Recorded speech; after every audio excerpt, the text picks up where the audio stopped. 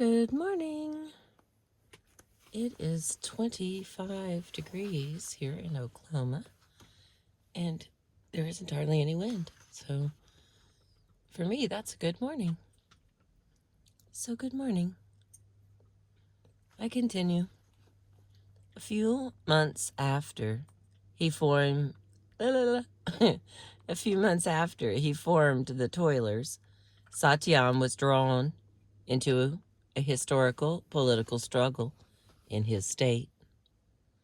Language groups across India were demanding states of their own, but the Telugu's cry for a separate Andhra was the shrillest, and it was led by communists. Excuse me.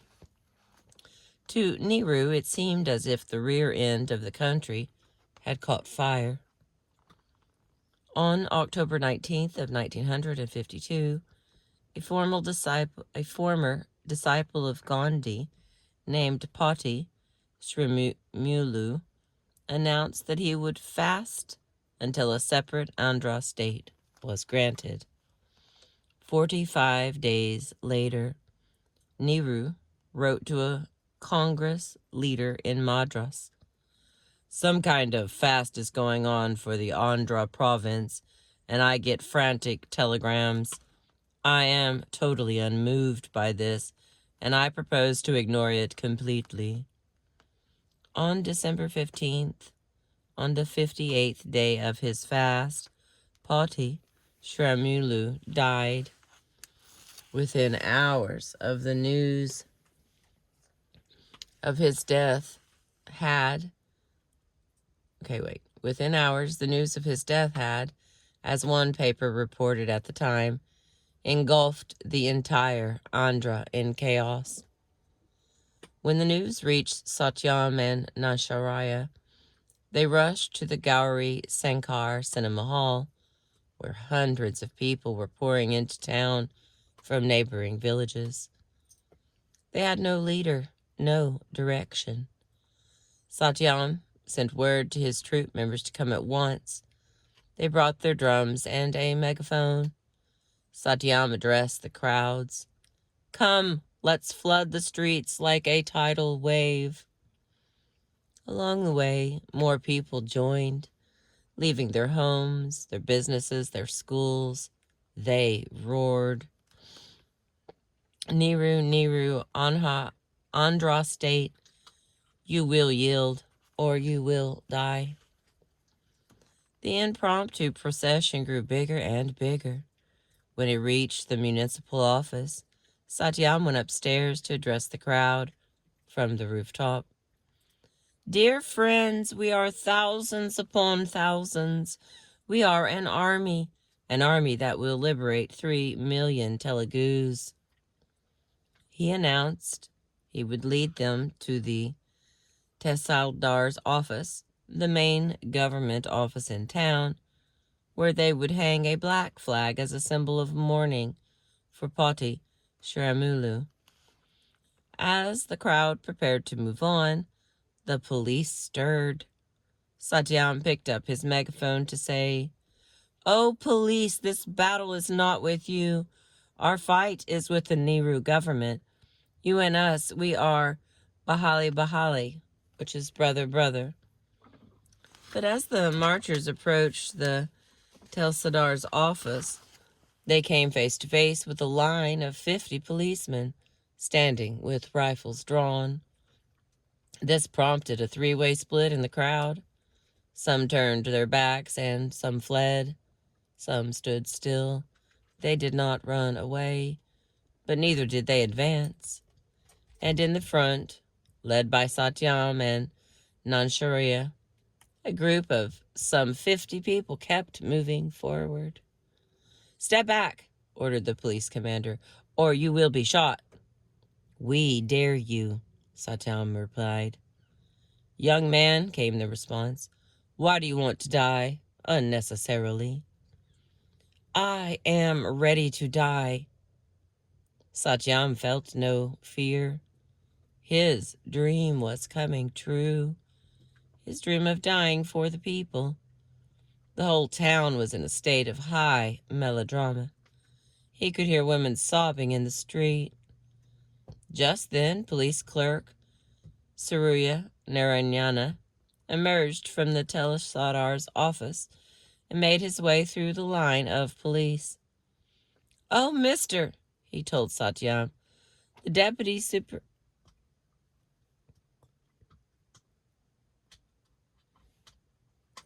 Okay, hang on. That was a weird noise. "Oh, mister," he told Satyam, "the deputy superintendent wants to speak with you. Follow me." Satyam didn't know what was going to happen. He told Nansharaya to remain where he was, but Nansharaya replied, "If you go, I go." The clerk escorted the two young men into a huge office, where they were greeted by the deputy superintendent, looking grave. Unexpectedly, he shook their hands and politely asked them to sit down. "Look, mister," he said to Satyam, "do you think I'm supposed to separate Andhra? I merely ask you to conduct your protest in a peaceful manner. If there is violence, then, as a police officer, I must do my duty. Our hero, Poti Saramulu, has become a martyr. I do not wish you to become one, too." The deputy superintendent then ordered tea to be brought in a gesture of respect, served to the leaders of the protest with his own hands. Minutes later, Satyam and Nansharaya unfurled a black flag from the terrace of the Telsadar's office. Returning to the head of the crowd, they led another march through town. The marchers stopped to hang black flags from every government building along the way. Finally, they reached the railway station. From the rice mill on the other side of the railway tracks, a huge procession of workers, under the leadership of the communist organizer, Brahmam, joined the one Satyam was leading. Brahmam gave Satyam a warm embrace. I would appreciate a warm embrace. It's cold. We're about 8 minutes for freeze one crystal. All right. A freight train was ready to pull out of the station. They decided to halt it. Satyam sent instructions to the railway guard and the boiler room workers. As Brahmam unfurled a black flag from the top of the railway station, Satyam climbed atop the engine and gave an impassioned speech. As agreed, the police stood by. "We must fight till the end," Satyam told the crowd. "We must fight until we achieve a separate Andhra state." The disorder in Gwadivada was mild compared to the rioting that broke out in other towns and cities across Andhra, where attacks on government offices caused millions of rupees worth of damage. Many were shot dead by police. After 2 days of this, Nehru officially conceded the demand for a separate Telugu state, setting a precedent for the revision of state borders along linguistic lines that would be carried out across the country in the coming years.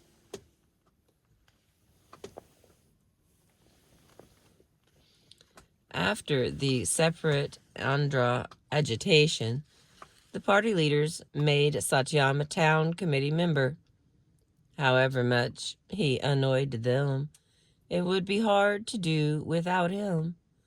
At the age of 21, he was already a powerful leader in Gwadivada. He commanded solid support among the students, the rice mill workers, and the residents of all the untouchable colonies in town. He was important enough that when other communists came to town, they made a point of paying him a visit. And whenever a cadre from Guntur would come to see him, Satyam would ask after his old friend and comrade from AC College, the untouchable mathematics lecturer Manika Rao. That's how Satyam learned the shocking news that Manika Rao was on the run. How had he gotten into this trouble? Simply by falling in love? Manika Rao had been hired to tutor a girl named Narajanama from a wealthy Kapu family. 19-year-old Narajanama confided in her handsome 24-year-old private master. She was terribly unhappy. Both her parents had died when she was little, and her life was in the hands of her grandmother, Rangama, an old woman who controlled the family property. When Rangama's husband died, she could not, as a woman, inherit the property, which went to her son. But since he was too young at the time to take charge of it, Rangama was made legal guardian. A sizable plot was in the center of town. On this land, Rangama built a large compound and took in 40 or 50 unfortunate women who had made their living by prostitution. She charged these women protection money, maintaining a retinue of gundas to make sure they paid up. The family fortune grew larger and larger. Yet, as a woman, Rangama had an insecure hold on this wealth. It depended on her influence over her son, who continued to bow to her authority, even after he came of age and married. But when his first wife died without bearing him a child, he needed to remarry. His bringing another woman into the family might pose a threat to Rangama's position. How could she tell what kind of girl she was? So Rangama arranged to marry her widower's son to one of her granddaughters, Narajanam, who was then only 14 years old. Narajanam told Manika Rao all about her tragic marriage to her much older uncle, a man whose body was home to all sorts of ailments, and an ignorant, incapable man who had studied only up to 3rd class, whereas Narajanama was about to earn her Bachelor of Science. Late one night, Narajanama sneaked out of the family house, hired a rickshaw, and presented herself at Manika Rao's doorstep. She was pregnant. The child was his. Here I am. I put my life in your hands. It is yours to do what you like with it. I am never going back. Manika Rao tried his best to console her. Before they could decide on what to do, the discussion was cut short. Rangama's rowdies, armed with rods and cycle chains, were breaking down the door. Manika Rao and Narajanama didn't even have time to find sandals. They rushed out the back door, scrambled over the compound wall, and ran for their lives through the darkened streets. Manika Rao told his beloved not to worry. He was a communist in good standing. The party would get them out of this trouble. At an ungodly hour, they knocked on the door of a town committee leader who took them in. Excuse me. The next morning, an emergency meeting of the Guntar Party Committee was called, with Manika Rao present. The leaders were all Kamas. One of them rubbed his chin and said, "Now, this man is one individual. Suppose we help him. One man is helped, but how many kapus in this city will stop supporting us? That will be bad for the whole party when we run in municipal elections." Another admonished Manika Rao. "A lecturer should behave like a lecturer," he lectured. "What is all this?" Manika Rao did his best to defend himself. "Mister, it's not like that. this matter. It's a very complicated matter. Anyway, you can see what a bad situation I am in. Excuse me. Array, we see it. Your case is moving. But what are we to do? Why bring your personal problem and rub it on the party's head? That was their attitude. They didn't deliver him to the enemy's doorstep. They were even willing to help him, willing to give him help personally, as individuals. But as a party, they refused to take up his cause. Satyam could not sit on his hands while his friend's life was in danger. Manika Rao and Naranja Mama were in hiding. No one knew where. Satyam made inquiries. A student at Gwadivada College named Rama Rao, who was to become Satyam's closest friend, had the information that he needed. Manika Rao was staying in a remote village with a relative of Rama Rao's. When Satyam saw his old friend, his heart turned to water. The man was in poor physical condition. Someone had given him a couple of shirts, besides which he had only the clothes he'd escaped in. Without sandals, he had to walk 10 kilometers a day into a neighboring town to work as a private tutor. The first thing Satyam said to him was, "Masteru, we are here. Come with us to Gwadivada." But Manika Rao had been hiding out safely in that small village for some months. Why should I go? "Look," Satyam said.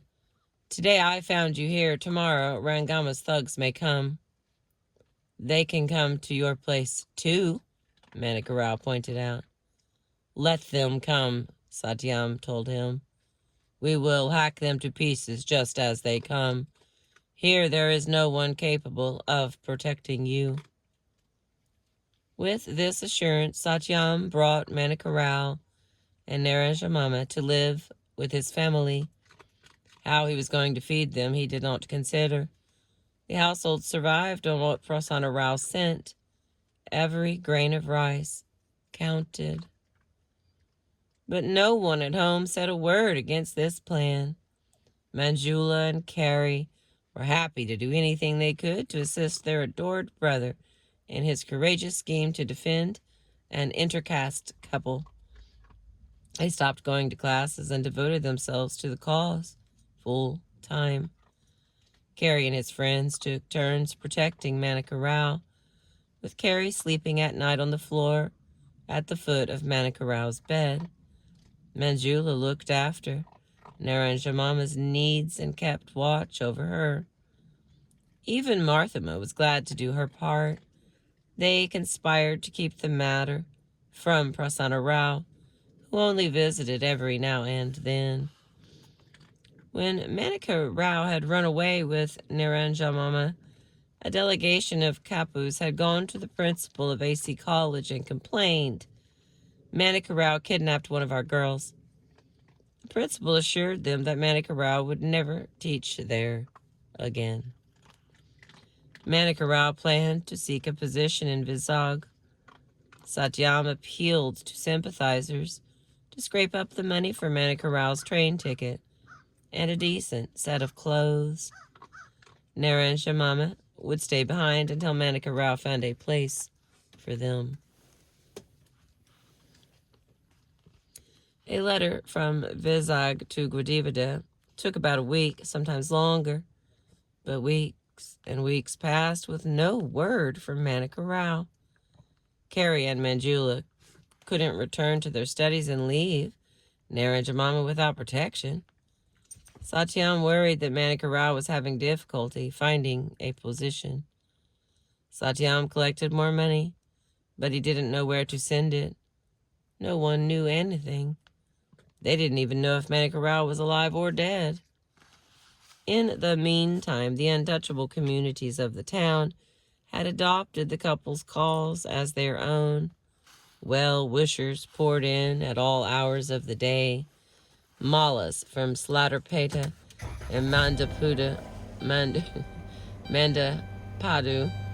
Madagas from Noble Pita and Goodman Pita, Pakis from Paka Pita, Nansharaya and his mother, and all their relatives and neighbors from the shanty towns of Chinavani, Gudam, all devoted time to show their sympathy and lend a hand.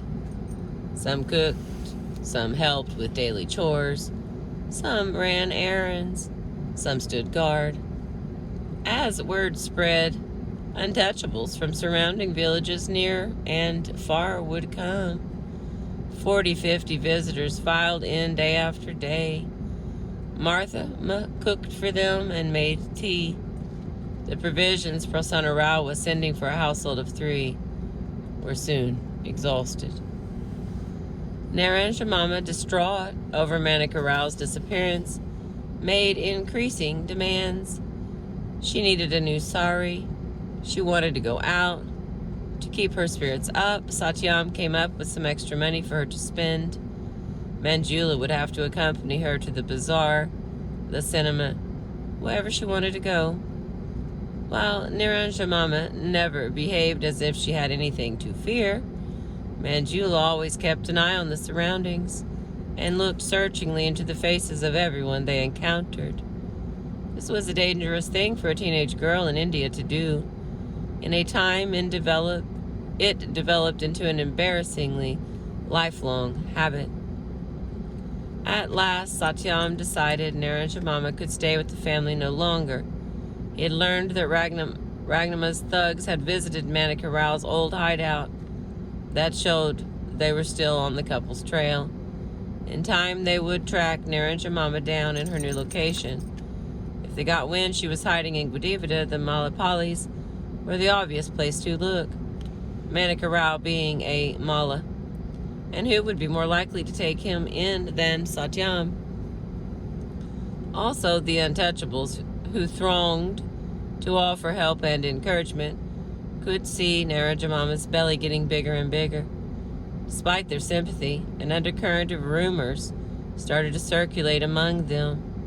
What is this girl really doing here? Did Satyam have anything to do with her condition? What has happened to her husband? Why is he not coming back for her? Satyam could see how it looked. As a public figure, a mass leader, he could not afford to let himself be tarnished by scandal. Where, Satyam asked himself, was the last place in town that anyone would expect a sympathizer to put up a respectable upper caste girl such as Naranja Mama. In the prostitute caste colony, so Satyam moved her to a hut he rented there. Naturally, Manjula, whose duty it was to follow Naranja Mama like a shadow, had to go and stay with her there. This was all too much for Marthama. The family finances were already in ruins. Her grandchildren had abandoned their studies, and now Manjula was going to live in the prostitute colony. Who would ever marry her knowing that she had done that? When Naranja Mama gave birth, Manjula was asked to look after the child. She began to have misgivings about giving up her education, everything, to become another woman's babysitter. The cause was just, no question about that. But then shouldn't the party take it up? Was her brother correct to substitute his own family for the party? Could he win the struggle on his own? Were they really helping to bring a revolution? News finally reached Satyam of what had happened to Manika Rao in Vizag. Manika Rao had secured a lecturer post at the famous AVN College of Andhra University. The first day he walked into a classroom, police were waiting there for him. They wrestled him to the floor in front of his students, shackled his hands and feet, and dragged him away. Rangama also had a close relative named C. Amana Raja, a powerful woman in the Andhra Congress Party. Through her, the interests of Kapu landowners were represented within the party, and through her, the party garnered their support. She was also a member of the Academic Senate of Andhra University. When Rangama appealed to her for help, she launched a statewide manhunt for the runaway couple. Every police station in every district of Andhra was under orders to cooperate with Rangama's men. Manika Rao was taken back to Guntur, where he was held in jail. The charge? Beguiling and eloping with a minor girl. The charge was obviously false. Its purpose was to force Narasimha to appear in court, giving her family an opportunity to abduct her. When his parents posted bail, he jumped it and disappeared.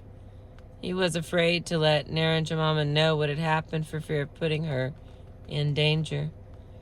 He tried to find work elsewhere, but Amana Raja had his master's degree, his bachelor's degree, and his high school diploma revoked. Even his birth certificate was nullified. After 16 years of schooling, he had no official proof that he could read and write, or that he even existed. At last, he was hired in the small town of Cavalli by a private tutorial college, which is a prep school, that did not check up on his degrees. That is where he was hiding when Satyam finally traced him. Protecting the couple would require all the support Satyam was able to muster. He spoke with his friends and family. He marshaled whole families, whole neighborhoods to the task. We talk of ideals. We say caste should go. People should be free to marry across caste lines. It is enough to say these things. This struggle we are faced with now is not a matter of words. It is real life. Satyam sent a small band, including Carey and his friend Nelson, to Cavalli with knives tucked under their belts.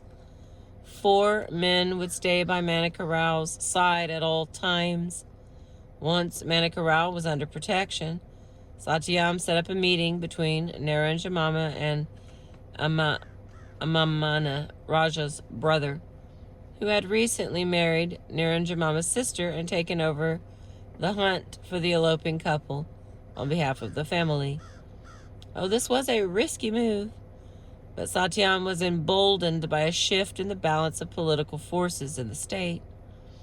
A bitter caste feud had divided the ruling Andhra Congress Party.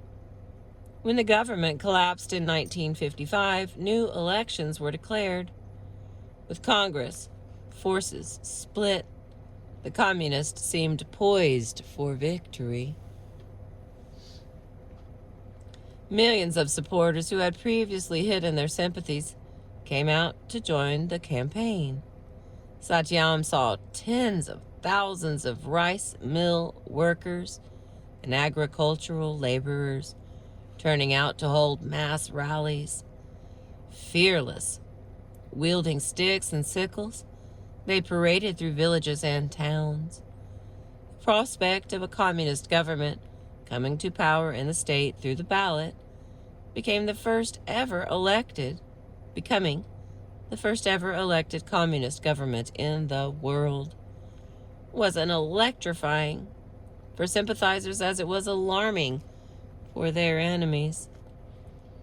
This was the moment that Satyam seized when he offered Narasimha's brother-in-law, the leader of the family forces, the chance to meet with Narasimha at the neutral location of Vijayawada.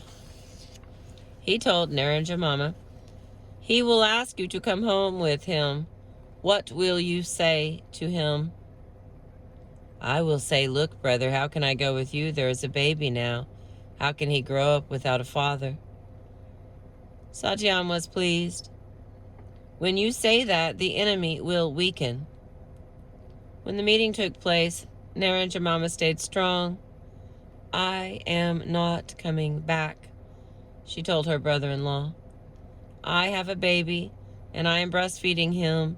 If you try to take me away, he will starve to death." Her brother-in-law refused to believe there was a baby. He sent word that he wouldn't return Naranjamama unless they brought this baby to show him. Satyam sent a message back.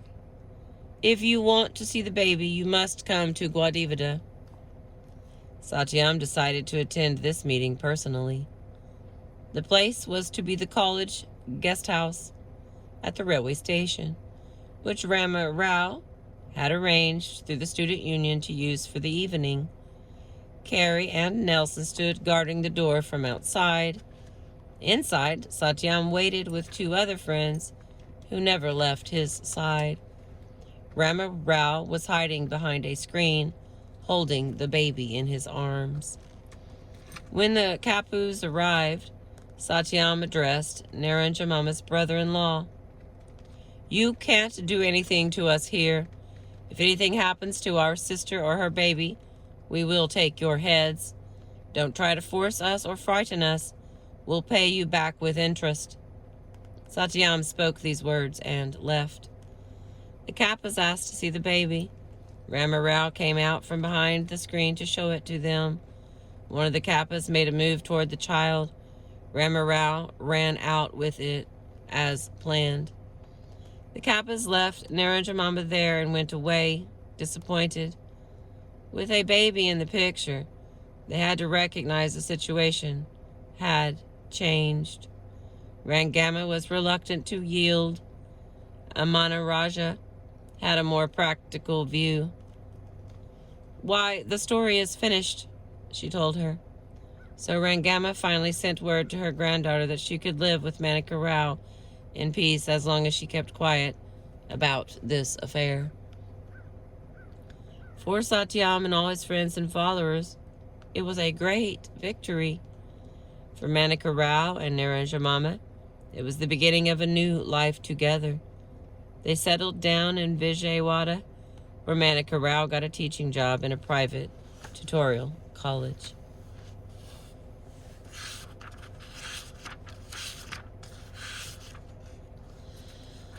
Alright, let's see here.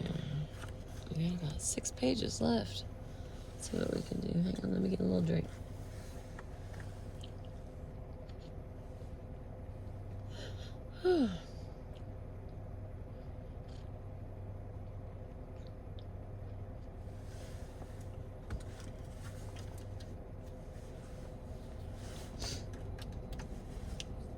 I'm not rolling down the window, sweet dog. All right. Page 137. Ants Among Elephants. Naranjamama's departure could not have come soon enough for Manjula. In the last days of the affair, she had begun to worry more and more about the effects of the campaign on the family's finances and her own prospects in college. Besides, Naranjamama's self-centeredness had rubbed her the wrong way. When it was time to take her final exams, Manjula was ill-prepared. She entertained no hope of passing. When the marks were posted on campus, she saw how lucky she was. In English and British history, she had earned a score of 35, the lowest passing mark. Even that seemed like a miracle. On her way home, Manjula passed a young man named Asarvadam, whose family had recently moved into the house opposite hers. Despite their being neighbors, Manjula had never spoken to him. She greeted him with a politely tentative half-smile.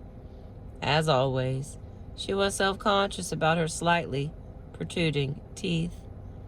But Asarvadam, poor Asarvadam, it was not his fault, thought that Manjula had her eye on him. That was a natural enough conclusion in Slatterpita. God had given Manjula another chance. She made a solemn vow not to squander it. Even before classes resumed, she took out a book to study in advance. She sat up in the front room long after her grandmother had gone to bed to read in the flickering light of a small kerosene lamp. No one else was home. Her brothers seldom returned before 3 in the morning, if they came home at all. It was June, and the heat at night felt like a thick towel dipped in steaming water and wrapped around one's face. Most people slept on the street in front of their houses. Those who slept inside left their windows wide open. Around 11 o'clock, Manjula heard a faint noise. When she looked up, Asarvadam was right beside her, like an apparition. Startled, she shouted, "What is this? Why have you come?" Instantly, Asarvadam realized his misunderstanding. This girl had meant nothing romantic or sexual when she smiled at him in the street. He fled the house as quickly and quietly as he'd come in. That would have been the end of it, if not for what Manjula did next. She could have kept quiet about what happened, but in the morning she couldn't resist telling her grandmother, proudly describing how sternly she'd chased that young man away. And that would have been the end of it if not for what Marthama did next. She, too, could have kept quiet, but she was aggrieved by the incident and had to tell her grandson. Satyam understood it was not his sister's fault. He also knew nothing serious had happened, and it was clear to him that Asarvadam realized his mistake. But Satyam couldn't let the matter end there. He and Carrie often stayed out late. If others came to know what had happened between Asarvadam and his sister, they might get the idea that it was all right to enter the house and approach her at night. He had to do something to make sure such a thing would never happen again. One morning, soon after, as Asarvadam was turning a corner on his bicycle, he spotted Satyam and Nansharaya standing together in front of a tea shop. Satyam opened his umbrella. The sky was perfectly clear, and Asarvadam barely had time to wonder what was happening before 10 to 15 young men descended on him. They pushed him off his bicycle and beat him. When he had only a few breaths left in him, they all stopped as though by secret agreement and left him in the dirt. Satyam and Nansharaya now ran to his side. They hailed a rickshaw and rushed him to the general hospital. Satyam had followers among the staff there. He urged them to take good care of Asarvadam. After the doctors had tended to him, Satyam and Nansharaya drew up chairs to his bedside. "You know why this happened, right?" Satyam asked. "Be sure to tell your brothers and your friends. But when your mother and your father ask, we want you to keep your mouth shut." Asarvadam then understood everything. After thanking the doctors and nurses, Satyam and Nansharaya loaded Asarvadam into a rickshaw and took him home. His family was just sitting down to lunch. His brothers got up from their plates and stood by the inner door with food stuck to their hands, while their mother quickly washed up and came out of the house, wiping her hands on her sari. When she laid eyes on her son, she started weeping. "What happened to my son?"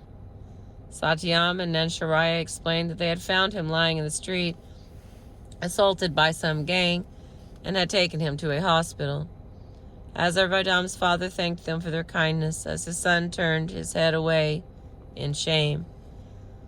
One Sunday afternoon a few weeks later, a mob of 50 men in their teens and 20s, armed with sticks and bicycle chains and iron rods, showed up outside the Cambham house.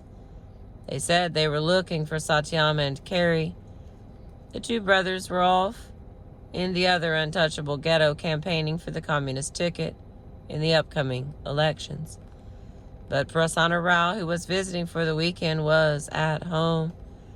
He sent Marthama and Manjula out the back door and asked a neighbor to take them to stay with another communist family living in Slatterpeta. Then he went back inside. Looking for something to defend himself with, he picked up a thick piece of firewood from the hearth and wielding it as menacingly as he could, came out roaring, Evadra Akara, woo there! The audacity of this middle-aged man thinking he could scare them off with a piece of firewood only enraged the mob.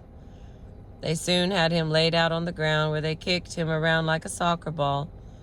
They pulled him to his feet by his hair and threw him against a wall. Then they pushed him to the ground and whipped his body with their chains until he lost consciousness. Finally, they stormed into the family house and destroyed everything inside, while the neighbors stood watching.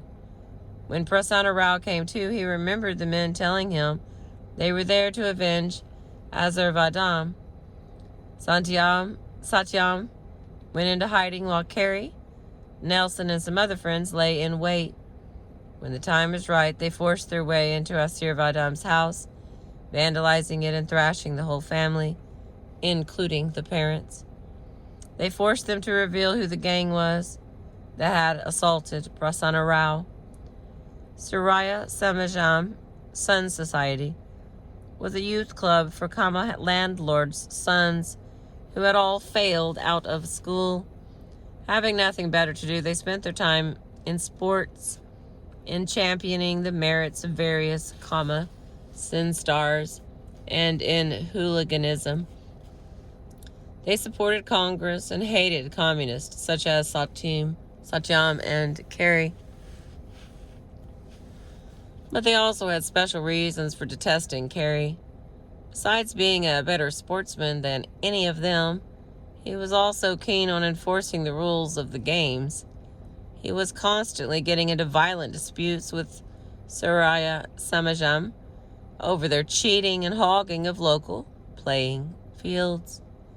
And Carrie had another cause that got him into trouble with the gang.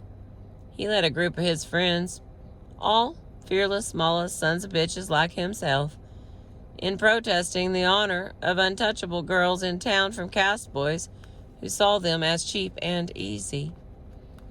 Satyam understood how a poor, untouchable fellow such as Asirvadam had been able to organize an attack against Satyam's family. Asirvadam and his brothers had brought the matter to Surya Samajam, which had taken up their grievances as a pretext to strike out at Carrie. So Satyam considered the matter settled. He had had Asirvadam beaten up because he tried to touch Manjula, and his family was attacked, so he ordered an attack on Asirvadam's family. He saw no reason to perpetuate a bloody feud with Surya Samajam. Oh, but then he heard something that changed his mind. The town secretary of the Communist Party was passing by a Congress election rally when she was spotted by a mob of Surya Samajamists in the crowd. They went after him with sticks and chains. The terrified man ran for his life, finding safety only when he reached the party office. Similar incidents were taking place all across Andhra. The election battle had turned violent. The Congress Party, still ruling at the national level, was shaken by the prospect of a communist electoral victory in Andhra State, and had dispatched one S.K. Patel, a well-known Congress strongman from Bombay, with sacks of cash and scores of men under his command. Their mission was to hire and train local hooligans, such as Surya Samajam, to terrorize communist activists and threaten voters.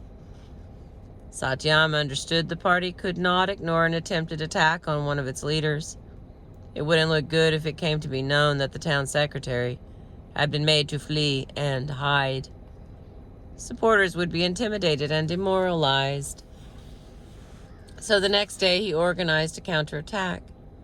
100 members of the Student Federation of India, the SFI, the student wing of the Communist Party, waylaid both Surya Samajam and the Youth Congress and beat them with sticks and chains and rods. As election day approached, an escalating series of attacks and counterattacks between the communist youth led by Satyam and the Surya Samajam spread throughout town, turning bloodier and bloodier. In the end, the town authorities evoked emergency powers and imposed Section 144, which is a curfew, on the town. It was forbidden to gather or move about in groups of more than 3. No one was allowed out on the streets after 8 p.m. After the elections, Congress incited Azarvadam's family to file assault charges against Manjula's family. Satyam's lawyer friends advised him to file counter charges. The case went to trial. This case, as do many in India, went on and on for years, until well after the concerned parties had lost all interest. Azarvadam and Manjula would go on to sit in the same classroom for 3 years with no conflict. After earning his BA, Azarvadam got a job in the cooperative department and became a colleague of Nansharaya's, one of the organizers of the attack on him. They both became active in their union and got along well. Azarvadam even became an admirer of Satyam and invited him to his house for tea. He told Satyam that his hunch was right. Surya Samajam was recruited by the local Congress branch with the money brought in by S.K. Patel. It's Patil. This episode had a far-reaching effect on Manjula. The men in her family had risked their lives for her honor. The bruises on Prasanna Rao's body left permanent scars that she would notice when he lay dead. Grateful to her father and brothers for what she saw as their sacrifice on her behalf, she vowed never to disappoint them, especially in relation to boys and marriage. Satyam's aim had been to protect his sister's honor, but in the end, Manjula was known by one and all as the girl who'd caused all the violence in town. When Manjula returned to college, the family worried what she would have to face there. They were afraid she would find obscene things scrawled on the walls, desks, or linking her and Azarvadam, that the boys would heckle and the girls would shun her. Contrary to these fears, no one in the college uttered a word about the whole affair. Because of her brothers, they didn't dare. Only later would she come to know that her classmates had given her a new nickname and used it behind her back. Narahari, Slayer of Men. Okay. 2 pages left. I'm going to try to squeeze them in here. Stay with me, babies. While Satyam was fending off the Congress hooligans, he was also throwing himself into election work on behalf of the communists. With the toilers, he performed street theater dramas that he and Nanshariya, Raya, his best friend, had composed specifically for the campaign. In one, Satyam played N.G. Ranga, the Kama leader who had defected from Congress, dancing crookedly with his walking stick. Satyam was also in charge of campaigning in all the untouchable colonies in and around Wadivada. He visited these constituencies daily. The poor people were solidly behind the communists. Rallies were called on huge tracts of farmland. The dried paddies left fallow for the season would be filled with supporters. Bonded laborers left their fields and walked great distances to attend. Satyam saw all this and thought, all these people, these thousands of people, they support us. They will vote for us, and why not? We will give them land. That's why why we are sure to win. But the anti-communist panic spread by Nehru and S.K. Patel was having its intended effect. Many middle-class intellectuals, teachers, lawyers, writers turned away from the party. Even the Progressive Writers Association split, with the majority going over to Congress. The leading Telugu newspaper, Andhra Prabha, fired its chief editor, a liberal who had come out in support of a strike by the newspaper staff. The new editor introduced a daily front-page feature, a cartoon captured, "If Communism Wins." One day it showed old people lining up to be hanged. The next day, women drawing plows in the field like oxen, with yokes around their necks. S.K. Patel printed up pamphlets denouncing the communists as traitors to the Indian nation. He covered walls with lurid posters illustrating the horrors of communist society in China and the Soviet Union. In the end, Nehru and S.K. Patel, using bribes and threats, succeeded in reuniting the warring factions of the State Congress Party into an anti-communist bloc. The landless masses turned out for the communists in even greater numbers than before, but the party lost support among rich peasants and smallholders, including within its Kama base.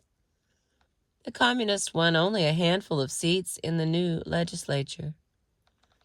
The consequences of the defeat were immediately felt.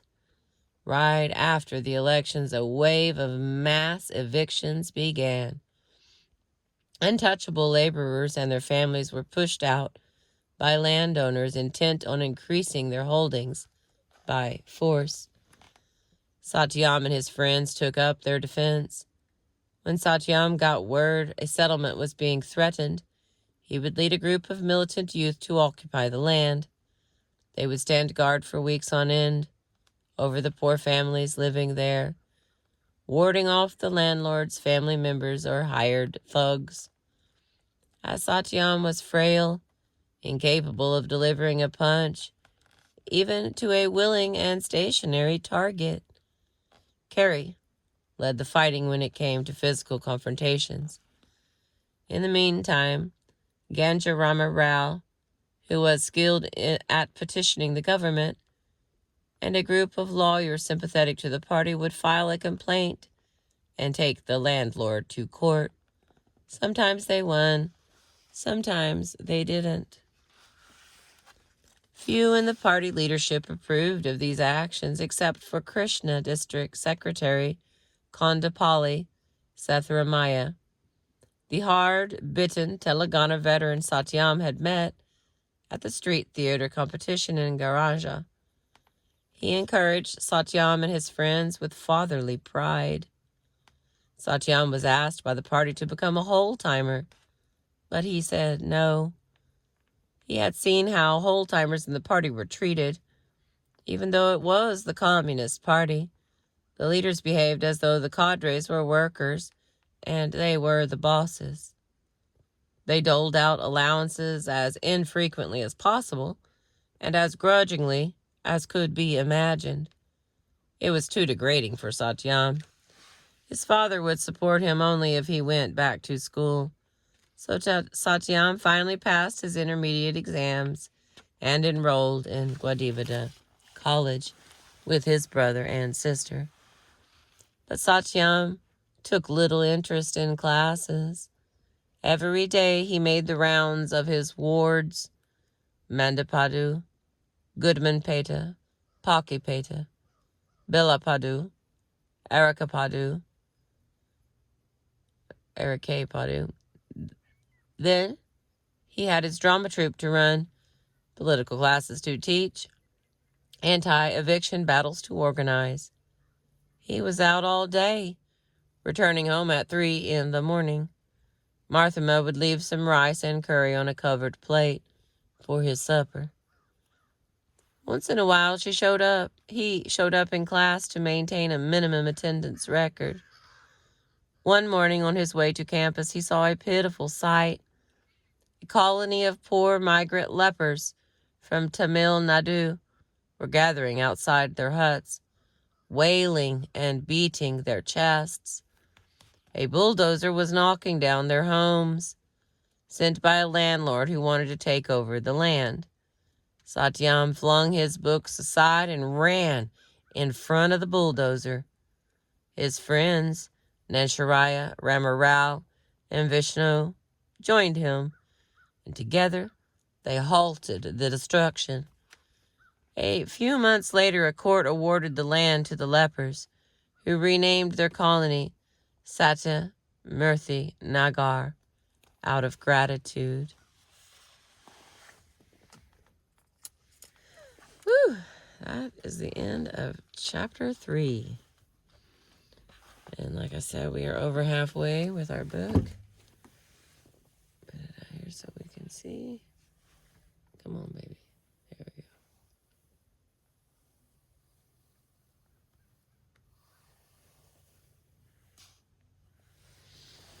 Thank you for letting me read to you. I appreciate you. Hope you have a beautiful day. And enjoyed the sunrise with me.